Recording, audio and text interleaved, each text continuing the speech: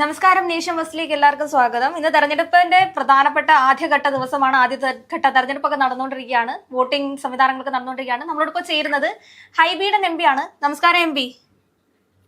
നമസ്കാരം. തെരഞ്ഞെടുപ്പ് വോട്ടിംഗ് ഒക്കെ കഴിഞ്ഞു എന്ന് മനസ്സിലായി. എങ്ങനെയുണ്ട്? എന്തായിരിക്കും ആ ഒരു പ്രതീക്ഷ എന്ന് പറയുന്നത് കൊച്ചിയില്? ആദ്യം തന്നെ വോട്ട് ചെയ്യാൻ പറ്റിയതിന്റെ ഒരു സന്തോഷം അറിയിക്കുകയാണ്. ഇത്ര നാൾ വോട്ട് ചെയ്തതിൽ ഫസ്റ്റ് വോട്ട് ബൂത്തിൽ ചെയ്യാൻ സാധിച്ചു.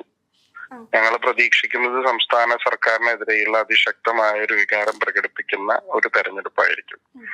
പ്രാദേശികമായ മുഖങ്ങളാണ് ഈ തെരഞ്ഞെടുപ്പിൽ മത്സരിക്കുന്നത് എങ്കിലും ആ ഭരണവിരുദ്ധ വികാരവും കൊച്ചി നഗരസഭയുടെ വികസന മുരടിപ്പും ജനങ്ങളെ അലട്ടുന്ന വളരെ ഗുരുതരമായ വെള്ളക്കെട്ട് പോലെ, കൊതുക് ശല്യം പോലെ, തെരുവുനായ പോലെ ഉള്ള ശല്യവും ഇന്ന് ലോകം ചർച്ച ചെയ്യപ്പെടുന്ന, അല്ലെങ്കിൽ ഇന്ത്യയിൽ ഒരു കമ്പാരിസൺ നടത്തുന്ന ഡൽഹിയായിട്ട് പോലും നമ്മുടെ വായു മലിനീകരണത്തിലെല്ലാം പിന്നിട്ട് നിൽക്കുന്ന കൊച്ചി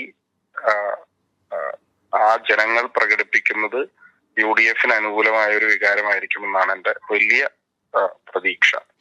നല്ല രീതിയിലുള്ള ഒരു പോളിംഗ് ഒക്കെയാണ് നടക്കുന്നതെന്നാണ് കാണാൻ സാധിക്കുന്നത്. ജനങ്ങൾ വലിയ രീതിയിൽ പോളിംഗ് സെന്ററിലേക്കൊക്കെ വരുന്നുണ്ട്. സ്പെഷ്യൽ ഇന്റൻസീവ് റിവിഷൻ എന്ന് പറയുന്ന കേന്ദ്ര ഇലക്ഷൻ കമ്മീഷനും സർക്കാരും അടിച്ചേൽപ്പിക്കുന്ന ഈ പ്രക്രിയ അത് ഒരുപാട് ആശങ്കകൾ ഒരുപാട് സമൂഹങ്ങളുടെ ഇടയിൽ ഉണ്ടാക്കിയിട്ടുണ്ട്.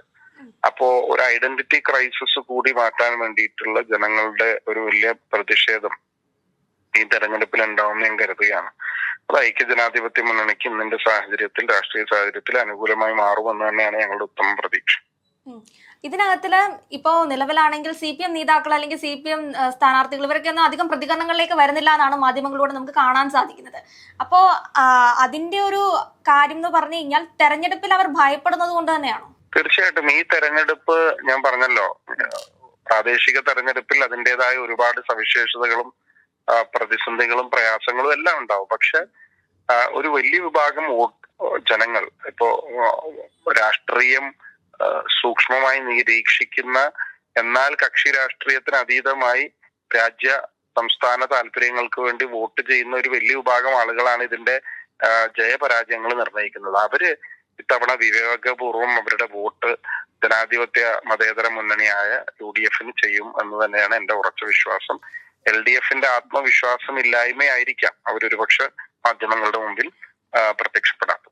ഇപ്പോ ഇടത് സ്ഥാനത്തിന്റെ ഒരു പ്രധാന നേതാവായ MABB അദ്ദേഹം പ്രതികരിച്ചത് തിരുവനന്തപുരവും കൊച്ചിയും അവർക്ക് വലിയ രീതിയിൽ പ്രതീക്ഷ കാണുന്നുണ്ടെന്നുള്ള ഒരു രീതിയിലാണ്. അതോടൊപ്പം തന്നെ അദ്ദേഹം പ്രതികരിക്കുന്നത് പിന്നീട് പാലക്കാട്ടെ MLA കാണുന്നില്ല എന്നാണ് എന്തെങ്കിലും ചോദ്യങ്ങൾ ചോദിക്കുമ്പോൾ പറഞ്ഞത്. അല്ല, നമ്മള് ഇപ്പൊ തെരഞ്ഞെടുപ്പ് പ്രക്രിയ നടക്കുന്ന സമയത്ത് ആ തെരഞ്ഞെടുപ്പിന്റെ രാഷ്ട്രീയ വിഷയങ്ങളിൽ ഊന്നിയാണ് തെരഞ്ഞെടുപ്പിനെ മത്സരിപ്പിക്കാൻ ശ്രമിക്കുന്നത്. പാലക്കാട് MLA-യുടെ വിഷയത്തെ കുറിച്ച് കോൺഗ്രസിന്റെ KPCC കൃത്യമായ നടപടി സ്വീകരിച്ചിട്ടുണ്ട്. ഞങ്ങൾക്ക് അതിൽ ജാള്യതയില്ല. അതുകൊണ്ട് തന്നെ ജനങ്ങളുടെ മുമ്പിൽ അത് പറയാനോ വിഷയങ്ങൾ ചർച്ച ചെയ്യാനോ ഞങ്ങൾക്ക് യാതൊരു പ്രയാസവുമില്ല.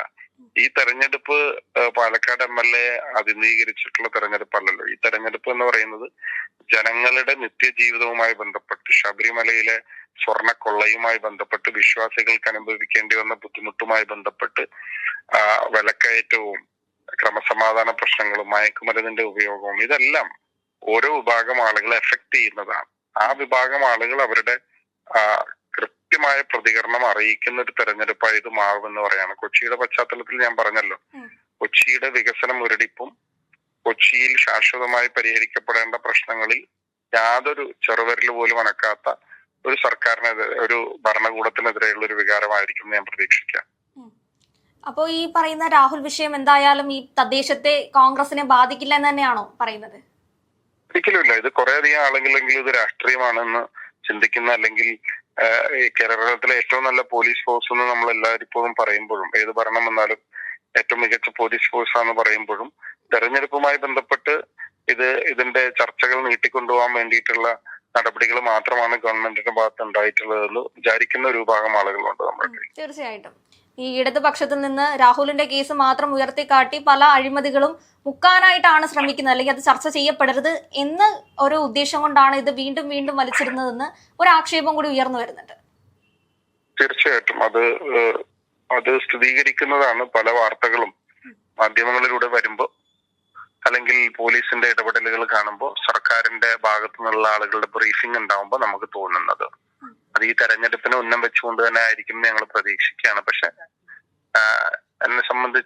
ഞങ്ങളെ സംബന്ധിച്ച് വലിയ ശുഭാപ്തി വിശ്വാസമാണുള്ളത്. ഇത്രയും നേരം നമ്മളോട് ഇപ്പോ ആ ഒരു തെരഞ്ഞെടുപ്പ് സംബന്ധിച്ചാണെങ്കിലും ഇനിയിപ്പോ രണ്ടാം ഘട്ടം ആ ഒരു വിധി നിർണ്ണയം എന്ന് പറയുന്നത് ഇനി ബാക്കിയുള്ള ഇപ്പൊ തൃശ്ശൂർ വരെയല്ലേ നടക്കുന്നത്? തൃശ്ശൂരിന് ഞാൻ ഇന്നലെ കോഴിക്കോട് പോയിരുന്നു.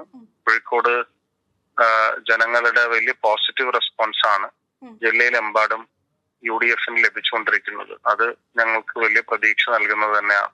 അപ്പോ ഈ പറയുന്ന വടക്കേ മലബാറിലും ഒരു കോൺഗ്രസിന്റെ ഓളം തന്നെ ആയിരിക്കും തദ്ദേശത്തിൽ? അതെ അതെ അതെ അതെ മലബാർ മേഖലയിലും വലിയ പ്രതികരണമാണ് നമുക്ക് കിട്ടിക്കൊണ്ടിരിക്കുന്നത്. എന്തായാലും വോട്ടിംഗ് തലങ്ങളിലേക്ക് അല്ലെങ്കിൽ വോട്ടിംഗ് രംഗങ്ങളിലേക്ക് ജനങ്ങൾ ഒഴുകി എത്തുകയാണ്. വിധി നിർണയത്തിന്റെ നിർണായക നിമിഷങ്ങൾ തന്നെയാണ് നടക്കുന്നത്.